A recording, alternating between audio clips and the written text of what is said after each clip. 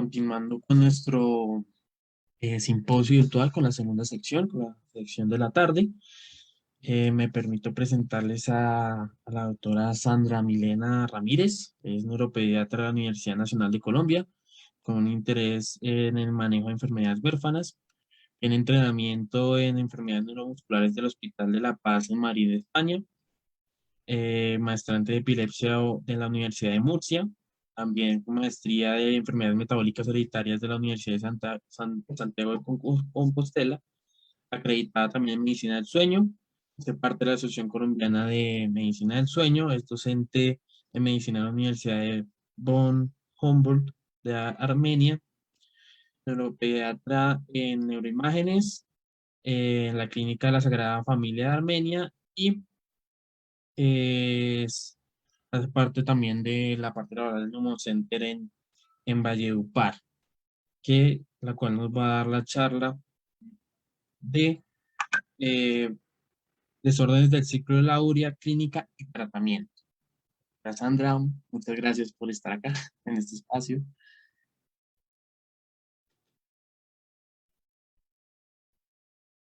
Ya puedes activar el micrófono. Un segundo, por favor, muchas gracias. Ya. Gracias por estar acá. Muchas gracias a ustedes. Ya.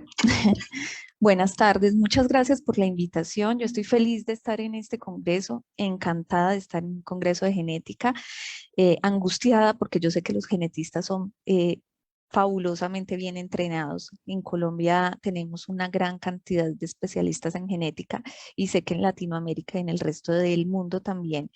Entonces, estoy agradecida y si cualquiera de nuestros genetistas quieren añadir algo a lo que voy a decirles hoy, a lo que voy a tratar de transmitirles, agradecida completamente, porque sé que tienen mucho conocimiento y a quienes les pueda colaborar en una pequeña parte de conocimiento acerca de este tema, bienvenidos.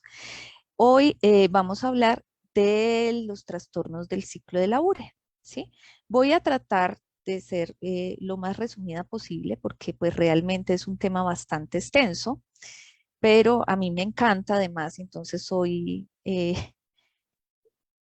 perdón, soy amante de este tema, me encanta. Entonces vamos a hablar de los desórdenes del ciclo de la urea, la clínica, un poco del tratamiento. Esta es una conferencia que no está patrocinada, entonces si bien yo soy conferencista de otros laboratorios, pues por esta conferencia no recibo honorarios ni está supeditada a nada de las farmacéuticas.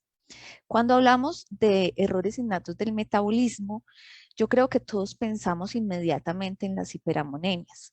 ¿Por qué? Porque las hiperamonemias son una urgencia y es lo que nos mata a los pacientes y lo que a todos nos da mucho susto y a lo que todos le tememos, porque es algo urgente y que si no lo sabemos manejar, pues nuestro paciente o va a morir o va a quedar con unas secuelas neurológicas muy graves. Entonces, cuando hablamos de errores innatos del metabolismo, nosotros tenemos una sustancia A, que es un sustrato metabólico, por ejemplo, lo que nos comemos, que tiene que seguir unas vías metabólicas para llegar a un producto B. Entonces, nosotros nos comemos algo, sigue toda esa vía que debe de seguir en el organismo y se convierte en esos nutrientes para formar nuestros huesos, nuestros músculos, nuestro cuerpo, nuestro cabello, todo. Esto tiene que seguir un rumbo adecuado, a una cantidad adecuada y todas las enzimas y las sustancias que tienen este ciclo deben estar funcionales. Si estas enzimas no funcionan, esta vía no funciona por alguna razón, pues vamos a tener alteraciones tanto en este producto como en el sustrato. ¿Qué es lo que pasa? Pues si esto no funciona y está obstruido, pues este sustrato A se me va a aumentar y el producto B probablemente se me va a disminuir. Además, como este A, que es el sustrato, está aumentado, este que está muy aumentado me puede formar otras sustancias que son otros Doc, sustratos. ¿estás ¿Sí? presentando pantalla? ¿Qué pena contigo? Sí, No, no se ve. no, no se ve. Ya vuelvo a mirar. ¿Qué pasó? Sí.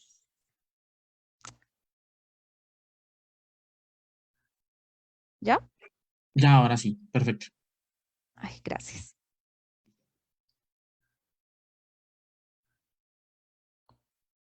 Listo. Entonces, si está obstruida la vía, pues ese sustrato A se me aumenta, el producto B se disminuye y puede haber otros metabolitos que se produzcan secundariamente por el aumento del sustrato A. Y obviamente el producto se me disminuye.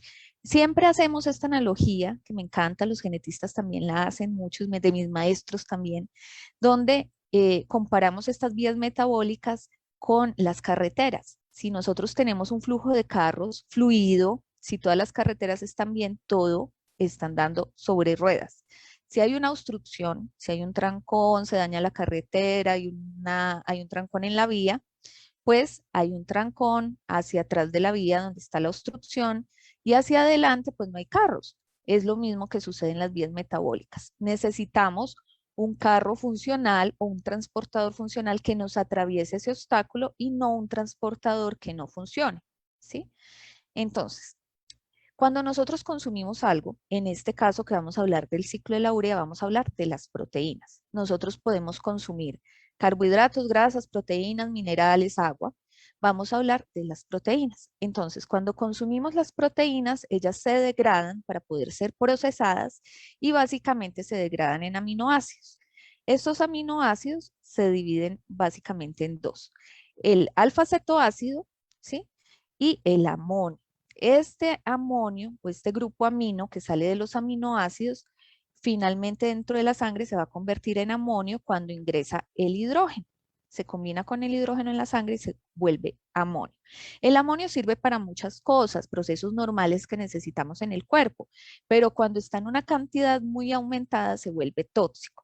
Entonces, ese amonio no se puede quedar en cantidades excesivas en el cuerpo, por lo tanto, debe ir al hígado a hacer un proceso que se llama el ciclo de la urea. En ese hígado se va a convertir en urea para pasar al riñón y ser expulsado por la orina. Este es el ciclo normal, lo que debe pasar, y este ciclo lo vamos a realizar aquí en el hígado, que es de lo que vamos a hablar hoy, del ciclo de la urea. Ahora, este amonio también puede ser degradado a nivel de las neuronas, pero no es un proceso adecuado. ¿Por qué? Porque si se aumenta mucho, a pesar de que pueda degradarse por acá, el glutamato hace que este amonio en combinación con el glutamato se convierta en glutamina, pero si aumenta la glutamina y cuando está aumentada genera edema cerebral y además se aumenta secundariamente el glutamato, lo que me puede dar convulsiones. Entonces esta no es la mejor vía para eliminar el amonio. La mejor vía es esta, que se vaya en la orina, ¿sí? También tenemos otras vías de eliminación como tal del amonio, pero pues la principal es el ciclo de la urea por el hígado y salir en la orina. De los tejidos se forma amonio, que tiene que salir. De la dieta se forma amonio en el intestino por las bacterias que tiene que salir. Entonces, la glutamina es un compuesto que puede ir por la sangre. Entonces, como que lleva de la manito al amonio. Entonces, el amonio se pega a la glutamina y por medio de la sangre puede ir o al riñón o al hígado o en ocasiones pues a las neuronas donde se vaya a degradar, pero debe ir principalmente al hígado para hacer el ciclo de la urea y salir en la orina. Cuando va directamente a la orina para convertirse en amonio excretable, no es tan eficiente el proceso. Entonces, lo ideal es que llegue aquí al hígado, cumpla el ciclo y se vaya a la orina como urea. Este es el proceso en las neuronas que ya les había dicho que no es tan eficiente. Y tenemos también secreción en el músculo de amonio. Este amonio que está en el músculo se une con el piruvato. Entonces, cuando nos decían, ¿pero para qué el ciclo de Krebs? Para esto, el ciclo de Krebs funciona en todo, pero no lo tenemos claro muchas veces. Entonces, este músculo que produce amonio se debe unir con el piruvato del ciclo de Krebs para formar alanina. Esta alanina, entonces aquí en el músculo es la que me lleva de la manito el amonio para poder ir, perdón, para poder ir al hígado y entrar en el ciclo de la urea y eliminarse por la orina. Entonces tenemos amonio de todas partes porque el amonio es un producto de la degradación de las proteínas. Entonces lo vamos a necesitar en todos lados y no es malo. El amonio lo necesitamos, pero no en cantidades excesivas. Entonces, el ciclo de la urea, que es el ciclo donde se forma la urea a partir del amonio para que pueda excretarse por la orina, es un ciclo que se cumple en el hígado, ¿sí? pero hay una parte que se cumple en la mitocondria y otra que se cumple en el citoplasma o en el citosol. Para que este ciclo de la urea se cumpla apropiadamente, necesitamos dos transportadores de aminoácidos. ¿Qué es esto? Que hay aminoácidos que influyen en el ciclo de la urea y que necesitan entrar del citosol a la mitocondria e ir de la mitocondria al citosol y necesitan estos transportadores, que es la ornitintranslocasa, que es el ORNT1, y la citrina. Tienen que estar funcionando. Lo otro que necesitamos es una enzima productora de cofactor. Necesitamos un cofactor que se llama NADS, que es la N-acetilglutamato sintetasa. Esa enzima nos crea el cofactor carbamilglutamato, que nos permite iniciar todo el proceso del ciclo de la urea. Y tenemos unas enzimas catalíticas que son las enzimas como tal del ciclo de la urea, que son las que más vamos a tener en cuenta para las alteraciones del ciclo de la urea, para los trastornos, que son las enzimas catalíticas, que son 5. La CPS1, que es la carbamilfosfato sintetasa, la OTC, que es la ornitintranscarbamilasa, siempre me enredo, la ASS1, que es la ácido arginosuccínico sintetasa, la ASL, que es la ácido argino-succínico liasa, y la ARG1, que es la arginasa, ¿sí? Todas estas enzimas se necesitan y hay una serie de alteraciones genéticas que nos pueden dar trastornos a nivel de estas enzimas. Si estas enzimas no funcionan, ¿qué pasa? Lo que les dije inicialmente, la vía se obstruye, no hay quien permita el funcionamiento de la vía, se acumula el sustrato de para atrás, hay metabolitos secundarios y el producto hacia adelante no se produce. Entonces tenemos una alteración del ciclo de la urea. Cada una de esas enzimas está alterada por diferentes genes, que de eso pues saben más los genetistas que yo, pero no es lo que nos altera el ciclo y lo que nos produce lo que todos tememos, que es la hiperamonemia como tal. Bueno, entonces tenemos el ciclo de la urea que básicamente empieza en esta etapa, ¿sí? Que es donde a mí me llega el amonio por las vías que habíamos visto antes. Ese amonio llega al hígado, se combina con bicarbonato y con 2 ATPs.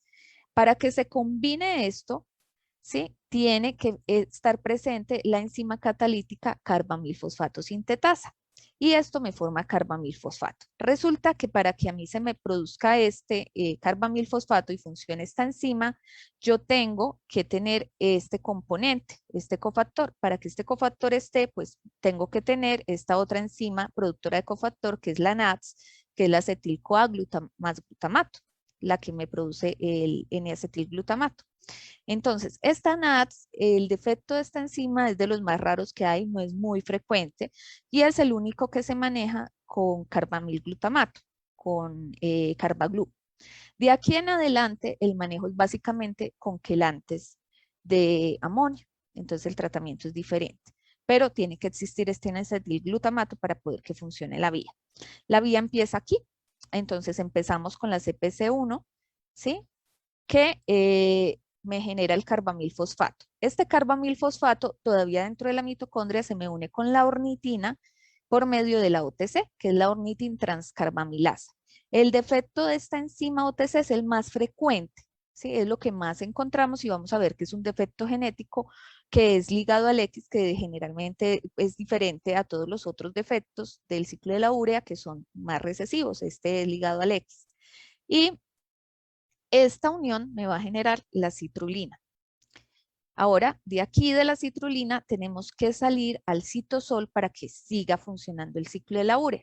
Para poder salir esta citrulina, ¿sí? Necesita unirse al aspartato aquí afuera para formar el arginosuccinato, pero este aspartato no va a salir si no está la citrina. Por eso necesitamos los dos transportadores de aminoácidos. Entonces la citrina me ayuda a salir este aspartato, que aparte de eso la citrina me ayuda a meter el glutamato al hígado. Entonces la necesitamos para hacer estos transportes.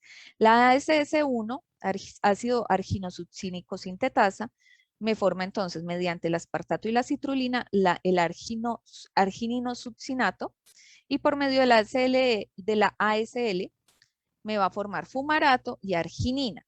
Este es básicamente el último paso. Lo más raro es esta deficiencia de ARG1, que es la arginasa.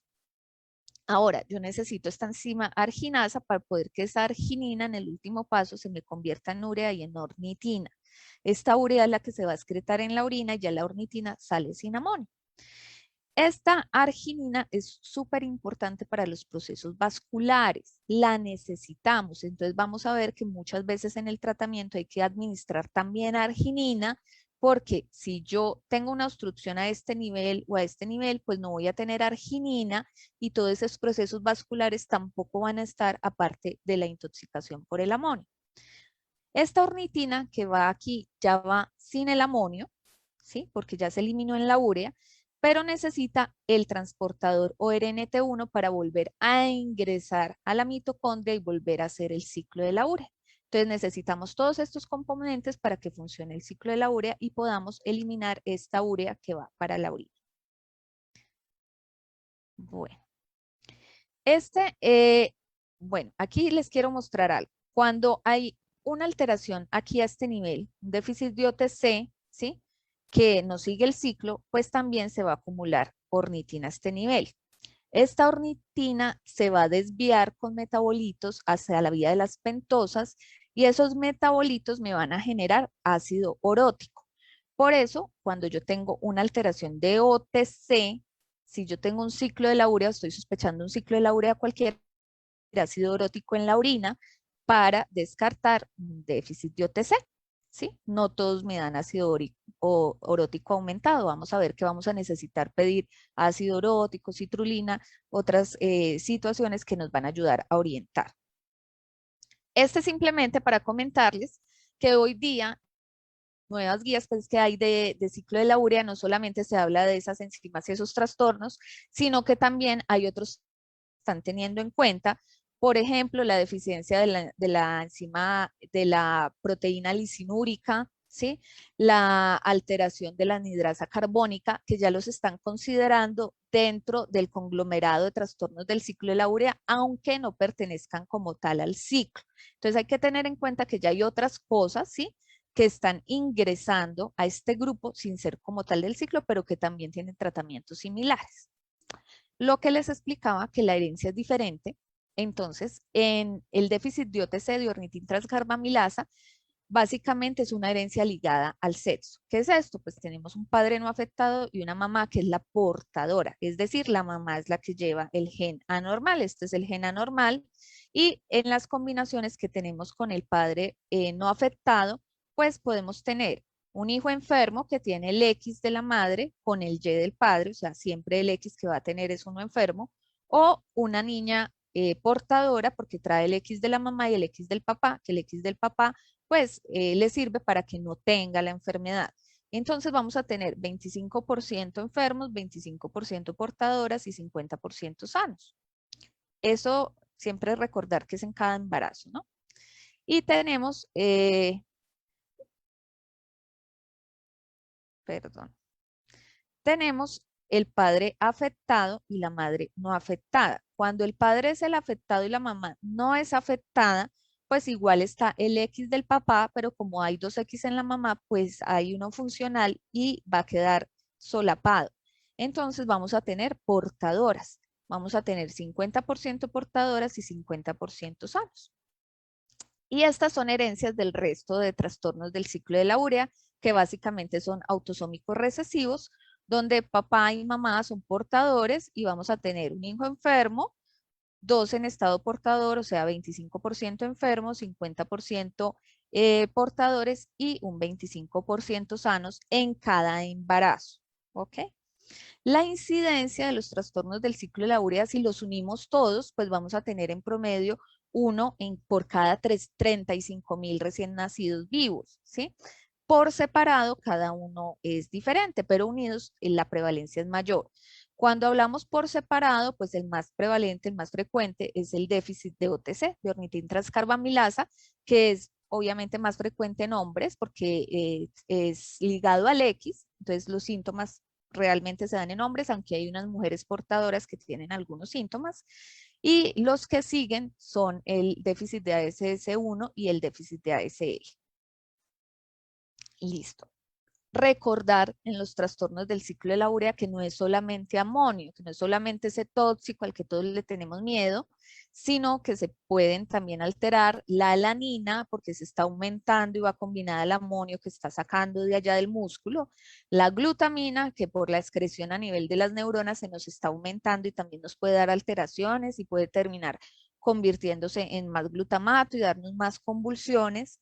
La citrulina, que según la alteración o la obstrucción, si ustedes vieron el ciclo de la urea, pues también se me va a aumentar. Y la arginina, que según el sitio de obstrucción o se me puede aumentar o se me puede disminuir y tiene implicación en la parte vascular. Cuando tenemos un déficit específico de cada enzima, entonces podemos mirar ciertas situaciones. ¿Qué hay que buscar? La arginina, la arginosuccinato en plasma y orina, la citrulina, ¿sí? Y el ácido orótico, que no está aquí, y la ornitina. Entonces hay que tener mucho cuidado porque cuando nosotros pedimos aminoácidos, pedimos exámenes como tal, muchas veces no nos hacen estos estudios específicos de ciclo de la urea. Entonces, si nosotros estamos pensando en una alteración del ciclo de la urea, hay que pedir específicamente lo que necesitamos y pedir específicamente el ácido urótico en orina y pedir específico porque si no, no nos lo van a hacer y vamos a quedar sin el diagnóstico. Recordar que todos estos estudios se tienen que hacer en muestra crítica, o sea, cuando el paciente está en la crisis. Si nos salimos de la crisis, pues ya no va a ser lo que nosotros debemos buscar, no va a ser claro.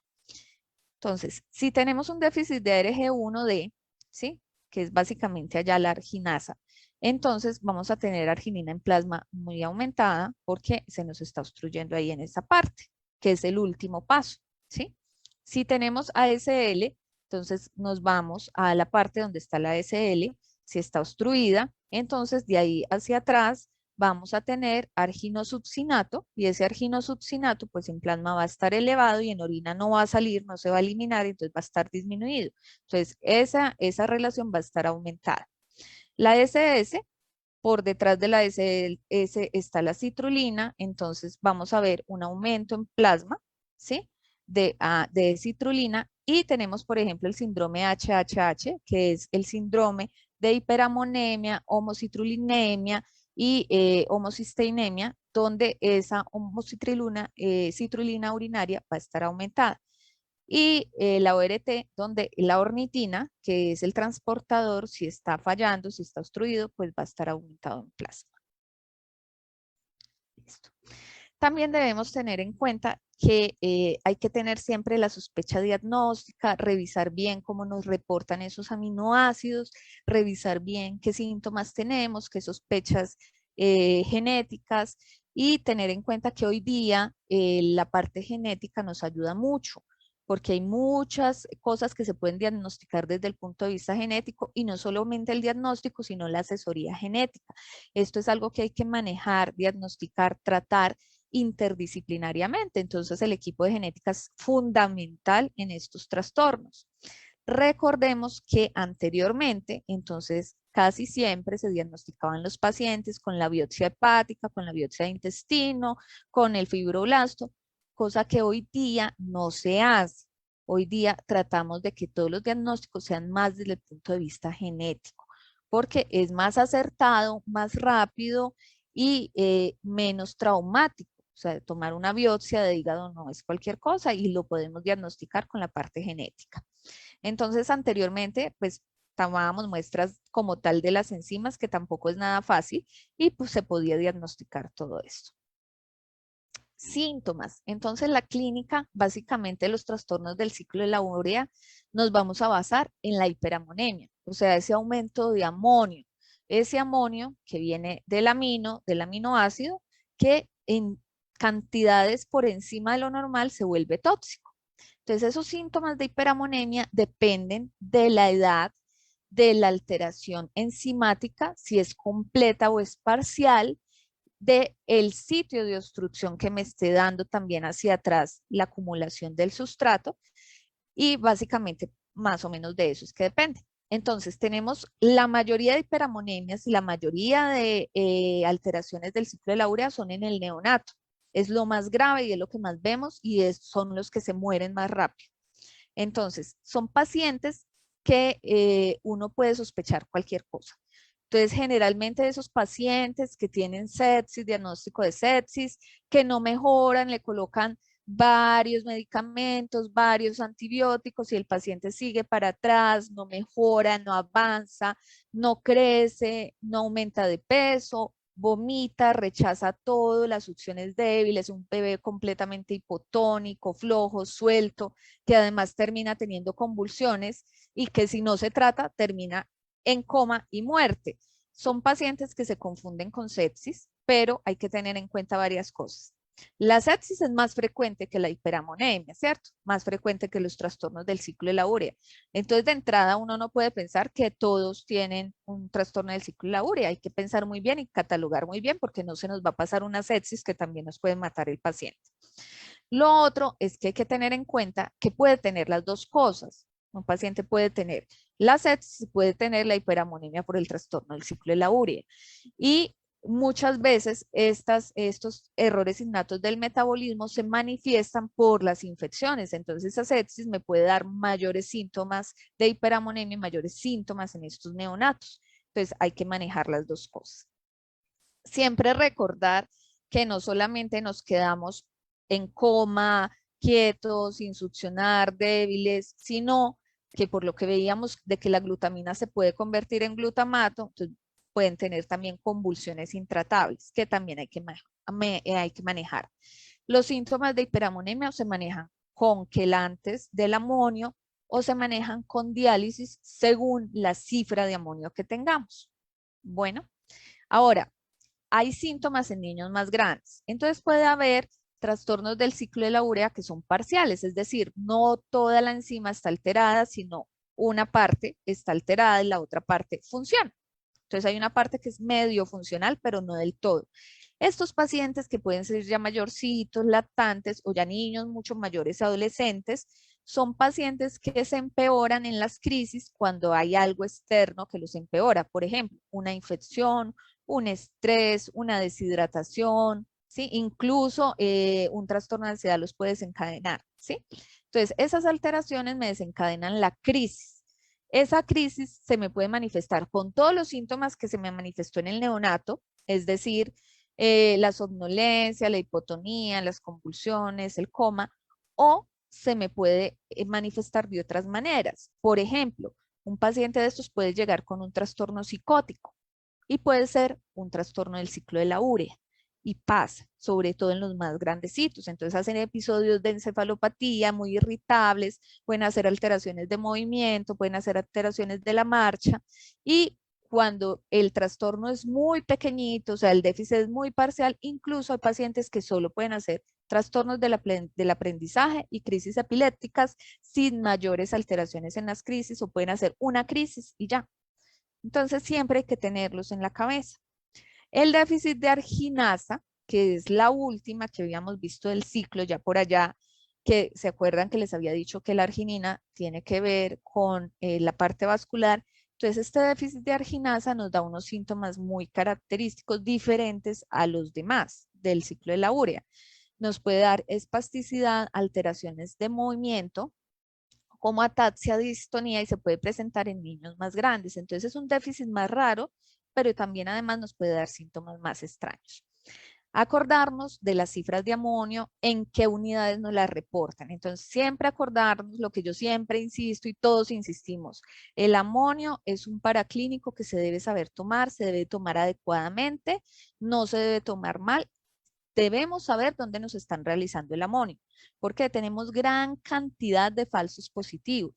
¿Por qué? Yo que trabajo en la periferia, yo trabajo en Armenia, eh, nosotros en la periferia no tenemos la facilidad que tienen en las ciudades grandes, estamos en la clínica, ahí mismo nos hacen el amonio y ya lo tenemos y listo, y entonces lo podemos medir cada 2 horas.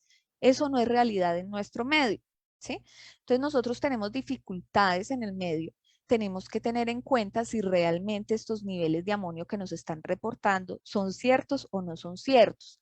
¿Qué pasa en nuestra periferia, en nuestra realidad en Colombia? Yo creo que en muchas partes es que nos toman el amonio, primero lo toman con torniquete, o sea, mal tomado, lo congelan, lo mandan a los 3 días a Bogotá, en Bogotá lo procesan y devuelven el resultado si estamos de buenas a los 8 días, pero puede pasar un mes, 2 meses para devolver el resultado de amonio, con lo cual eso no sirve para nada, ¿sí? Entonces, recordar las unidades, la normalidad en los niños grandes y ya en los adultos, que es tener menos de 50 micromoles por litro, que es equivalente a 90 microgramos por decilitro, y siempre hacer esa conversión en unidades. Y en neonatos recordar que tenemos una cifra más aumentadita, porque además nos reportan el amonio que enviaron a Bogotá y que congelaron mal y que hicieron mal, que nos lo reportan como falso positivo. Además, no lo reportan colocando al lado las unidades normales como si fueran todos adultos, ¿sí? Y en neonatos es diferente. Entonces hay que tener en cuenta todo eso. El amonio es un examen que se debe tomar sin torniquete, en el mayor reposo posible, o sea, lo ideal es que sea una persona que tenga experiencia tomando laboratorios. Se tiene que tomar y procesar inmediatamente, sin congelar ni nada. Entonces, lo ideal es que lo procesen en el mismo sitio y se debe informar inmediatamente, o si no, no nos sirve. Si se va a transportar a otro sitio, se debe congelar a menos 70 grados, de 70 grados, perdón, máximo 6 horas. No se puede más tiempo. Por tanto, esos amonios que nos reportan de muchos laboratorios en muchas partes están mal tomados, mal procesados y no nos sirven. Entonces, recordar siempre eso y pelear siempre por buenos amonios para poder manejar estos pacientes. ¿Listo?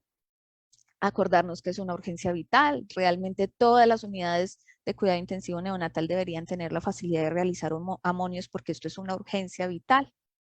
Entonces, hablando de los trastornos del ciclo de la urea, siempre acordarnos que el déficit es de la enzima, ¿sí? Y el déficit de cada enzima, pues, nos da una alteración específica, ¿sí? Entonces, si tenemos déficit de N-acetilglutamato sintasa, déficit de NATS, que es la primera que vimos arriba, que es rara, ¿se acuerdan que es para iniciar? Entonces, vamos a mirar glutamina, alanina, ácido urótico, ¿sí? Entonces, si ustedes se acuerdan del ciclo, se dan cuenta que el ácido urótico ahí no tiene nada que ver porque es de arriba, entonces estaría normal. Pero si vamos pasando por cada una de las enzimas, nos vamos dando cuenta de las alteraciones. Por ejemplo, el déficit de ornitina transcarbamilasa, que es el más frecuente. Ahí donde se obstruye la UTC, pues nos va a aumentar de ahí para atrás casi todo. Entonces, nos va a aumentar la glutamina, la alanina, nos va a disminuir la citrulina porque va de ahí hacia abajo y nos va a disminuir la arginina. Pues obviamente se va a aumentar la glutamina y la alanina porque se está aumentando el amonio por la obstrucción que hay, no se está eliminando la urea con el amonio y se está degradando por el lado de la glutamina y la alanina. Y se aumenta a ese nivel el ácido orótico, por lo que les decía que se va hacia el ciclo de las pentosas, me genera ácido orótico. Cada una de estas alteraciones, este es un cuadro muy chévere que a mí me encanta porque uno lo va mirando y uno se da cuenta que tiene que tener los niveles de glutamina, alanina, citrulina, arginina y el ácido orótico para poder orientar cuál alteración del ciclo de la urea que hay, y cada una pues tiene una alteración genética diferente que la tenemos acá, que es la alteración específica del gen donde está el daño pues, de cada enzima. Listo. Entonces, con respecto a la hiperamonemia, entonces nosotros tenemos que tener en cuenta varias cosas. Si tenemos una acidosis, ¿sí? O no tenemos una acidosis. Si la glicemia está normal o no está normal. Entonces, cuando nosotros tenemos una sospecha de un error innato del metabolismo, en particular una hiperamonemia y que estamos ante un caso grave, pues nosotros tenemos que tener lo básico. Lo básico que es gases venosos, no necesariamente arteriales, los venosos nos sirven, una glicemia, un parcial de orina que nos permite ver presencias de cuerpos cetónicos, ¿sí? El amonio. El amonio es fundamental, lo necesitan en cualquier parte, ¿sí? Entonces, con eso básicamente nosotros podemos tener muchas orientaciones. Si nosotros tenemos una acidosis y una hipoglicemia, tenemos más que pensar en acidemias que en trastornos del ciclo de la urea. Pero si nosotros tenemos más una alcalosis y un amonio muy elevado, pues nos da más para pensar en un trastorno del ciclo de la urea. Ya cuando nosotros pensamos en esa alcalosis, miren que no tenemos acidosis, nos vamos a pensar en alcalosis, pues ya miramos cómo está la citrulina, cómo está la glutamina, cómo está la arginina, cómo está, sí, el ácido urótico. y según cómo esté miramos. Entonces, en este caso, este algoritmo tenemos la citrulina. Si está baja, elevada o muy elevada. Si está muy elevada, pues pensamos en una citrulinemia. Entonces, ¿se acuerdan de la citrulina hacia atrás, donde está obstruida, que es en la SSS? Si tenemos elevada, pero no tanto, ¿sí? Y el arginosubcínico está elevado, pues estamos pensando más en una acidemia arginosubcínica. Y si está baja, pues de acuerdo a la obstrucción no se está produciendo citrulina. Y si el ácido orótico está aumentado, pues un déficit de OTS porque se va hacia la otra vía. Pero si el ácido orótico no está aumentado, significa que no alcanzó a pasar la OTC, entonces el déficit es de más atrás o de la CPS o del MAX. ¿Sí? Esto es básicamente lo mismo con deficiencia de orótico o aumento de orótico. Y de acuerdo a eso, pues nosotros tenemos varios algoritmos que podemos utilizar. Por ejemplo, este es hiperamonemia con glutamina normal baja o elevada. Y de acuerdo a eso, cómo nos da en diferentes edades y cómo podemos orientar la citrulina. Entonces, por ejemplo, en los prematuros hay que acordarse que hay una hiperamonemia transitoria del neonato. Entonces, cuando tenemos prematuros, tenemos que tener cuidado con el diagnóstico de los trastornos del ciclo de la urea y las hiperamonemias. El nacimiento, pero aquí pues siempre la glutamina está normal. Cuando están a término, entonces tenemos que mirar la glutamina, ya ahí sí tenemos que empezar a pensar porque está el amonio más alto, ¿sí? Entonces, si tenemos hipoglicemia, ¿sí? E hiperamonemia, podemos pensar en un hiperinsulinismo porque la glutamina está normal. Si tenemos la citrulina alta, más en un déficit de citrina o en cuando hay acidosis, un déficit de piruvato carboxilasa. Y si tenemos una glutamina normal con una hiperamonemia, si estamos ante una acidosis, estamos hablando más de acidemias orgánicas que nos pueden ayudar las acilcarnitinas para diagnosticarlas. Y si tenemos hipoglicemia mayor, o sea, no leve, sino de mayor proporción, estamos pensando más en un defecto de beta oxidación de ácidos grasos, que nos da más hipoglicemia. Si la glutamina está elevada, entonces ahí tenemos que ver la citrulina, ¿sí? Entonces, si nosotros tenemos hiperamonemia, glutamina elevada y tendencia a la alcalosis, pues estamos más ante un trastorno del ciclo de la urea. Entonces, ahí vamos a mirar la citrulina y ahí vamos a mirar el ácido urótico cómo está, si está normal o si está alto, y de acuerdo a eso vamos a orientarlo, como les dije ahorita en el otro algoritmo, ¿sí? Y si la citrulina está muy alta, pues orientamos hacia la obstrucción que nos va a generar el aumento de ese sustrato. Listo. Este es una publicación que me gusta a mí mucho porque es una publicación española donde nos orienta el manejo de la hiperamonemia en pacientes pediátricos adultos en todas las patologías. Me gusta bastante. Y esta son las guías diagnósticas como tal del trastorno del ciclo de la urea que nos va a dar pues como tal los diferentes manejos. Entonces, ay, perdón. Aquí miramos la hiperamonemia, si se presenta, cómo está la glutamina, básicamente lo mismo que les había dicho, ¿sí? Aquí no voy a enfatizar mucho. Y recordar siempre que tenemos esta alteración en los errores innatos del metabolismo. Hay una obstrucción que me genera un aumento del sustrato, los metabolitos secundarios y una disminución del producto. ¿Qué puedo hacer yo para manejar esto? Entonces, manipular el sustrato, es decir, lo que entra, disminuirlo, modificar, hacer una terapia de reemplazo o suplementar el cofactor. Entonces, esta enzima que no está funcional, agregarla o dar un cofactor que generalmente es una vitamina para ayudar a que funcione mejor la enzima.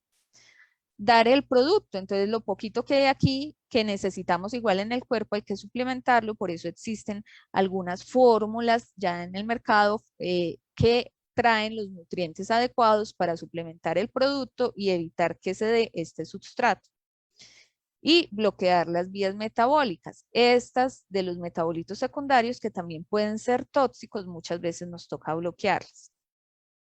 Este es el tratamiento, entonces de acuerdo a los niveles de amonio, nosotros podemos dar uno u otro tratamiento. Entonces, dependiendo de si nosotros tenemos un paciente que no está diagnosticado o un paciente con un trastorno del ciclo de la urea que no tenemos conocido como tal, vamos a dar un manejo u otro. Si nosotros tenemos un paciente que está entre 100 y 250 de nivel de amonio, pues ya estamos en un nivel alto, ¿sí? Diferente si tenemos uno en límite más bajo que este o normal. Entonces necesitamos el amonio para saber adecuadamente qué tratamiento tenemos que dar, ¿sí? Si nosotros tenemos entonces este límite normal o un límite más o menos bajo, entonces los otros nos tenemos que fijar si tenemos hipoglicemia. Si tenemos hipoglicemia, pues hay que dar glucosa, pero además en estos pacientes están quemando mucha energía. A veces nos toca dar infusión de glucosa, así no tengamos una hipoglicemia clara. Y estar haciendo el monitoreo de amonio, ¿sí? Pero paramos las proteínas aproximadamente 24 horas. No podemos pararlas más de 48 horas. Lo ideal es 24, porque cuando nosotros paramos las proteínas más de 48 horas, lo que estamos haciendo es un catabolismo e inhibiendo la formación de proteínas y causando un daño nutricional. Entonces, los pacientes, esto lo decimos en la parte aguda, pero cuando tenemos pacientes crónicos que van a nuestra consulta externa por déficit parciales, muchas veces cambian demasiado la dieta e inhiben las proteínas. Y no podemos quitar las proteínas porque entonces el crecimiento neuronal, el crecimiento de talla, de peso, pondoestatural, de perímetro cefálico se va a alterar, el nivel cognitivo se va a alterar. No podemos quitar las proteínas completamente, hay que modificarlas de alguna manera y en los casos agudos se suspenden 24 horas, pero hay que tener un tratamiento ya porque no las podemos quitar completamente. ¿Listo? Si tenemos 100 a 250, entonces ya hay que empezar a pensar, bueno, ¿qué vamos a poner? ¿Sí? Entonces, hay estudios que dicen, usted no tiene diagnóstico, arranque carbamilglutamato, ¿sí? O arranque un quelante de amonio, o arranque muchas veces los dos si los tiene. Y aparte de eso, la L-arginina. Entonces, hablan específicamente del benzoato de sodio, en este caso, y del carbamilglutamato, de la carnitina y de los cofactores, pero básicamente es lo que tengamos nosotros disponible realmente. Yo sé que no tenemos mucha disponibilidad de muchas cosas, entonces si yo voy a decir, tengo un paciente con 150 de amonio, pásenme el carbamilglutamato, pues eso es absurdo porque no se va a poder, ¿sí? Entonces, lo que tengamos a la mano, si se puede benzoato de sodio y arginina, perfecto. Sí, si tenemos fenilbutirato y tenemos más orientación hacia el trastorno del ciclo de la urea, perfecto, ¿sí? Pero tenemos que adaptarnos a donde estamos, tratando de siempre tener lo mejor para el paciente. Si yo tengo 250, 500 de amonio, yo tengo que empezar a pensar si ese paciente sí se puede quedar donde lo tengo o si lo tengo que remitir. ¿Por qué? Porque va a necesitar hemofiltración, hemodiafiltración. Entonces, pues yo tengo que tener un sitio donde él pueda realizar la hemofiltración y además pueda realizar los niveles de amonio de manera adecuada y consecutiva.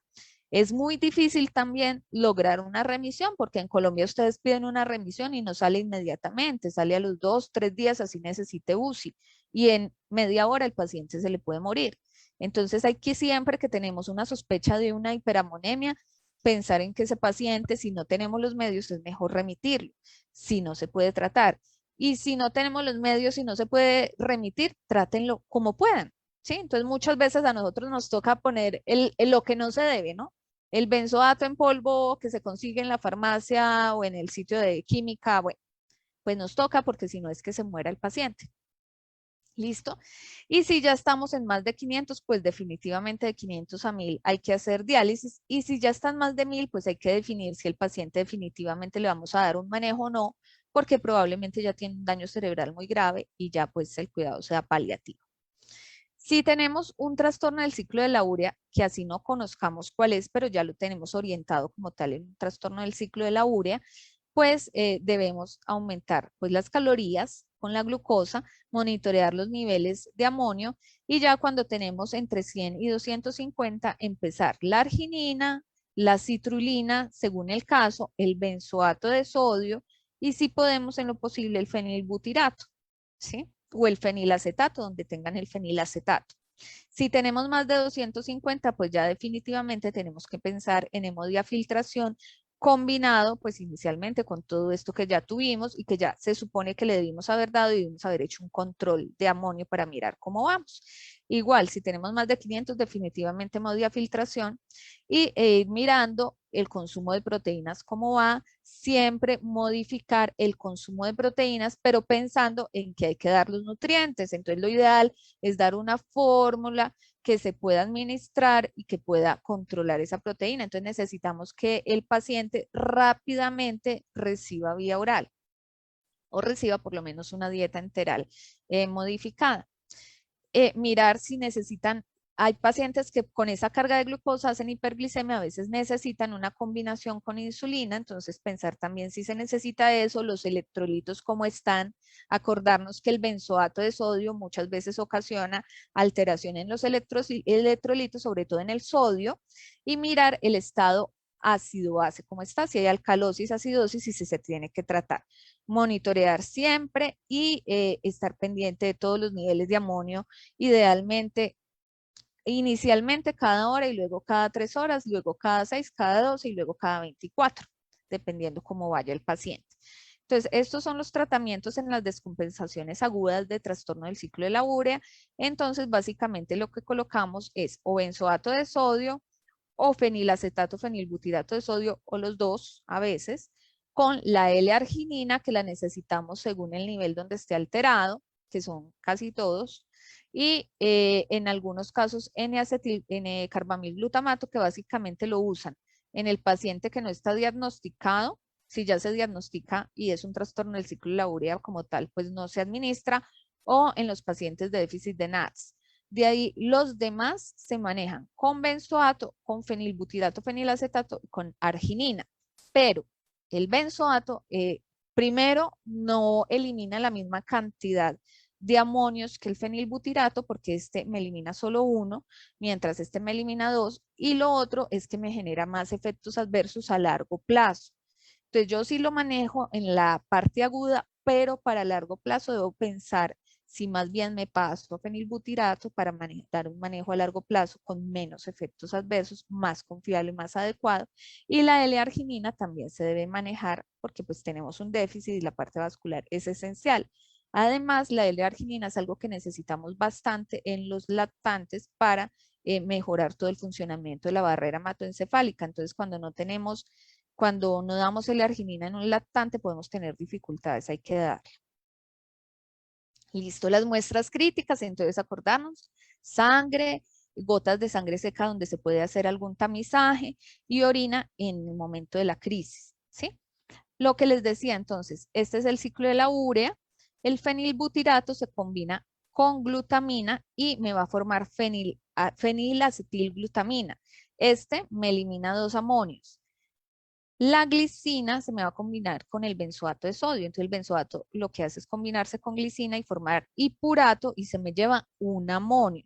Entonces, si bien los dos son efectivos para remover el amonio, pues el benzoato se me va a llevar un solo amonio, el fenilbutirato 2 y los efectos adversos son menores con este.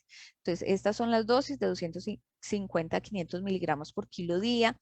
A veces le tienen un poco de miedo a los 500 miligramos por kilo día del benzoato, por ejemplo, en los casos agudos, pero es mejor bajar el amonio rápidamente, así manejemos 500 de benzoato y estar pendientes del sodio, estar pendientes de los efectos adversos y luego disminuir el benzoato, que manejar dosis bajitas y no poder bajar el amonio y el paciente me queda con una secuela. Entonces, mejor dar una dosis alta, vigilarlo y bajarlo en el momento que se pueda bajar.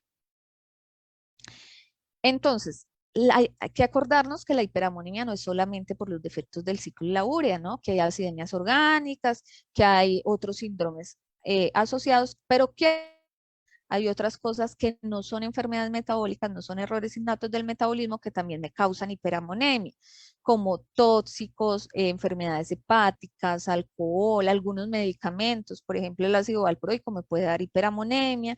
Entonces siempre hay que tener todo esto en cuenta para no ir a diagnosticar lo que no es y terminar dando un tratamiento que no es adecuado.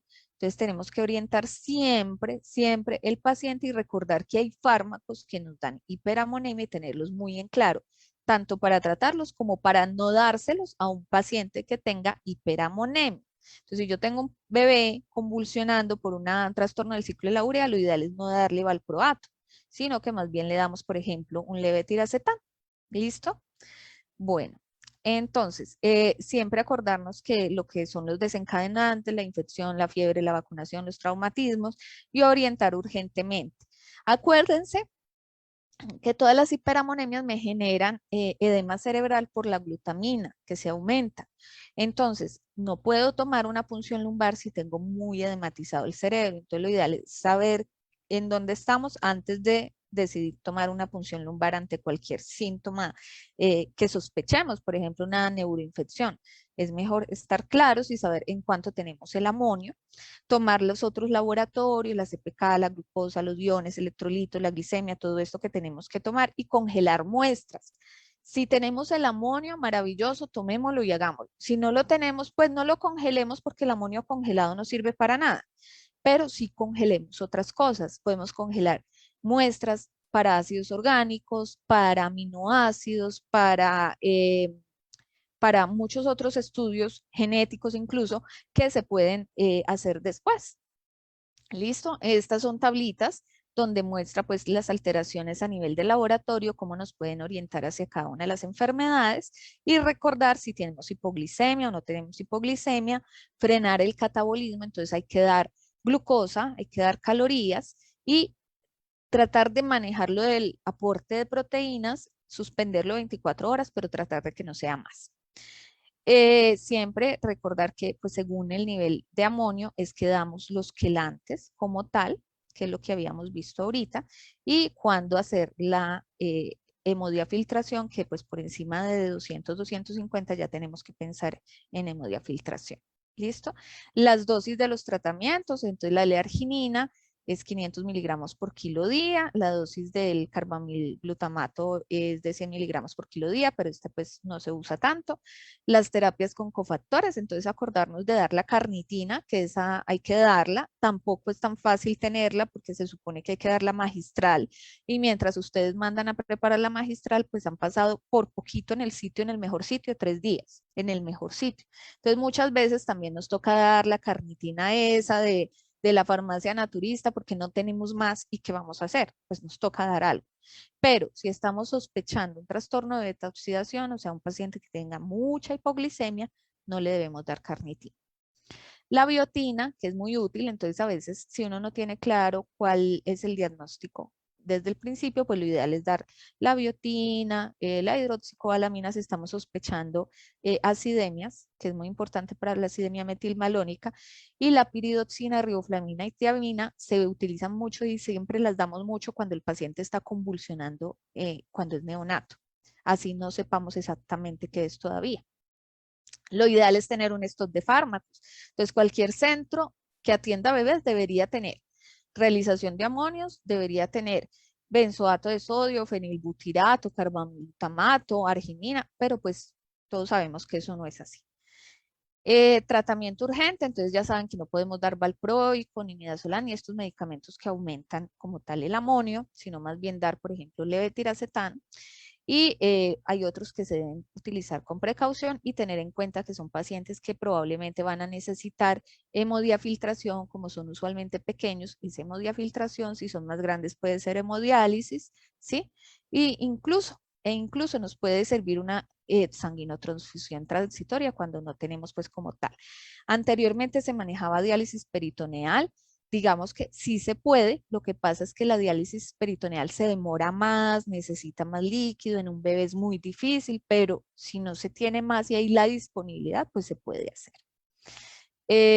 Bueno, recordar pues todo lo del manejo de hiperamonemia y en las fases subagudas pues también tener en cuenta lo de retirar primero el benzoato y dar las calorías suficientes para que la nutrición sea adecuada. Es fundamental tener un nutricionista al lado que nos permita un aporte proteico adecuado, unos niveles estables, que nuestro paciente aumente de peso, lo adecuado. Aquí les voy a comentar rápidamente un caso que tuvimos Armenia, entonces somos periferia, no se maneja todo tan fácil. Entonces este es un paciente que nos llegó básicamente es recién nacido, que a las 24 horas tenía letargia, convulsiones y muy hipotónico. Le tomamos laboratorios, tenía alcalosis y se logró hacer amonio.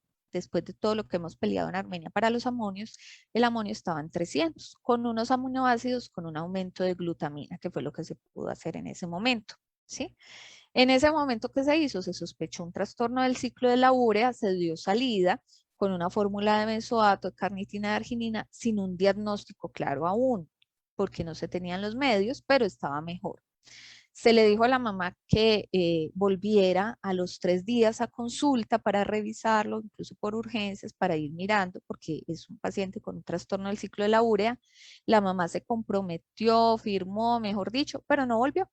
Fue donde la vecina le dijo que ya estaba bien el niño estaba perfecto, que le suspendiera todo. Entonces la mamá procedió a suspenderle el benzoato de sodio, la carnitina, la arginina, todo, y volvió a los 3 meses. A los 3 meses hizo una infección respiratoria, llegó en estatus epiléptico, movimientos anormales y letargia. No respondió al tratamiento, nunca se logró que la EPS autorizara el examen genético, nunca se pudo hacer, pero la EPS sí autorizó un estudio metabolómico. La videotelemetría tenía un patrón de estallido supresión muy alterado y nunca salió de la crisis. Por más medicamentos que se le pusieron, no respondió, se le puso todo el tratamiento y ya ni siquiera tenía amonio elevado, ¿sí? O sea, ya era más una alteración de glutamina, una alteración crónica. Ese paciente falleció. El estudio metabolómico nos dio una citrullinemia tipo 1, o sea, una alteración del ciclo de la urea tipo citrullinemia tipo 1. Este era el electroencefalograma donde vemos el patrón de estallido y supresión. Entonces vemos estas descargas aquí grandes con la supresión posterior. Es un patrón muy anormal en los bebés, muy alterado y nos hacía este tipo de crisis que eran más tónicas, hacía todo el tiempo crisis y hacía también espasmos epilépticos, hacía crisis focales, aquí está con el bracito, aquí están las alteraciones focales, hacía crisis generalizadas con todo el cuerpo y hacía espasmos epilépticos, ¿sí? Hacía por ahí unas 100 crisis al día, todo el tiempo hacía crisis, nunca lo pudimos sacar de la crisis y falleció gracias a que pues no siguieron los tratamientos y no siguieron el cuidado. Y esta es una paciente que nos remitieron, no sé si se ve el video, que llegó, una niña de 2 años, que llegó con esos movimientos, ¿sí? Que ven ahí. Nos la remitieron de un sitio donde pues no podían hacer amonio, la remitieron por un estatus epiléptico, no la remitieron por una sospecha de error innato, sino solamente por un estatus epiléptico, hacía esos movimientos y la niña no mejoraba con los anticonvulsivantes. Cuando llegó a urgencias de nuestro centro, llegó así, como ustedes la ven, haciendo esos movimientos, pero pues despierta, ¿no?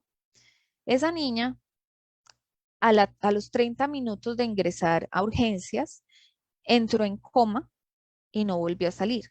Hizo un coma, una hipotermia y ya, se movía para convulsionar. Le tomamos un amonio en ese momento, el amonio estaba en 560, ¿sí? De acuerdo a los síntomas que tenía y a los laboratorios generales, no tenía hipoglicemia, ¿sí? Tenía una alcalosis, tendencia a alcalosis respiratoria, tenía una amonio en 560 y no pudimos tomar más. Una orina, alcanzaron a tomar una orina que estaba sin cetonas, entonces sospechamos que tenía un trastorno del ciclo de la urea. La EPS no autorizó el estudio genético, no autorizó el estudio metabolómico, no autorizaron necropsia, pero la sospecha es que posiblemente tuvo un trastorno del ciclo de la urea y esos movimientos, aparte de hacer crisis y tales, probablemente también ya estaba haciendo decorticación por una hiperamonemia severa que tenía. Eso era lo que quería traerles hoy. Muchas gracias a todos. No sé si tienen preguntas, dudas. Doctora Sandra, muy, muy buena charla. Como siempre, explicando de manera facilita desde el principio de las enfermedades metabólicas y toda la vía. De forma magistral. Gracias. Sí, súper buena charla. Importante recordar que los pacientes con OTC, en que las madres son portadoras, cada vez se está viendo que esas portadoras no son totalmente asintomáticas, sino generan cierto grado de la enfermedad. Entonces siempre es importante buscarlo. Ujú. Ahí eh, hay una pregunta, dice, ¿en qué momento la hiperammonemia en el neonato debe de ser normal? No, recordemos que en el neonato no es que sea normal, ¿no? Mm, O Son los sea, valores. ustedes vieron los valores, ¿sí?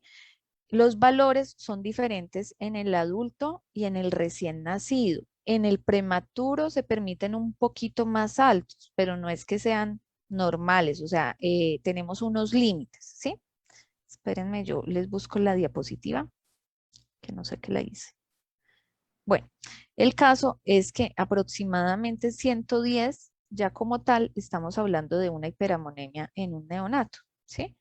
Entonces, pues si yo ya tengo 110, yo ya estoy preocupada, ¿sí? Ya eso no es normal, pero hay que tener en cuenta la edad, porque si yo tengo 110 en un adulto, pues ahí sí es menos normal, ¿no? En un adulto yo no puedo tener 110 por ningún motivo, ¿sí? Entonces, la normalidad en adultos y en adolescentes, ¿están viendo mi pantalla? Sí, Es de 50 micromoles por litro, que es equivalente a 90 microgramos por decilitro. Entonces, lo primero que tenemos que saber son las unidades, ¿sí? Y en neonatos, estas son las unidades. En prematuros, podemos pasarnos más o menos unas 50 más. O sea, más o menos en prematuros podemos tener más o menos 160, ¿sí? 240, depende de la edad del prematuro. Pero si yo ya tengo un prematuro con 180 micromoles por litro, yo ya tengo que preocuparme, tengo que estar pendiente, ¿sí? Lo que pasa es que los prematuros sí le podemos dar mayor rango, ¿ok? listo.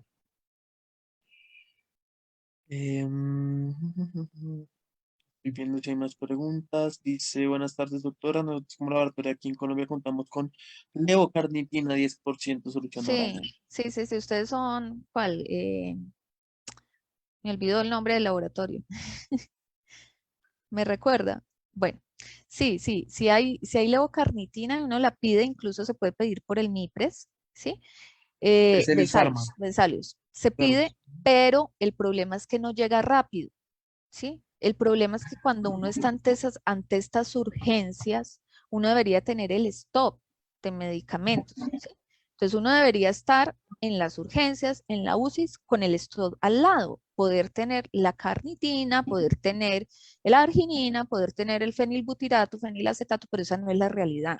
Entonces, mientras nosotros pedimos la levocarnitina, que hay que pedirla, ¿sí? Yo siempre la pido igual por el MIPRES y todo, hay que hacer algo, porque si no hacemos algo, el paciente se nos muere.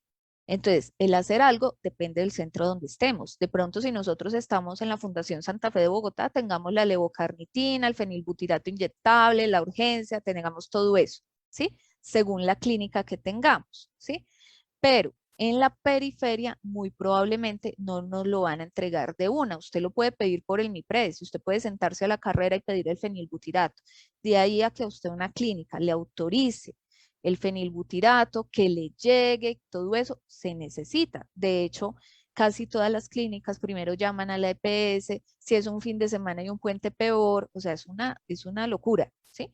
Pero lo ideal es eso, lo ideal es que manejemos la urgencia con el fenilbutirato, fenilacetato, que tengamos el benzoato venoso, que tengamos todo, eso sería lo ideal. Ese es el mundo ideal, el mundo fantástico que todos queremos, pero esa no es la realidad. Entonces, mientras nosotros lo pedimos, que hay que pedirlo de una, tenemos paciente, hay que pedirlo, pero mientras nosotros lo pedimos, tenemos que hacer algo.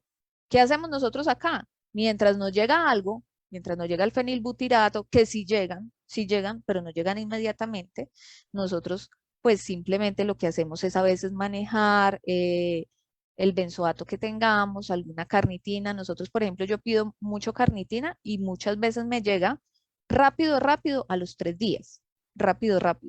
Antes es difícil.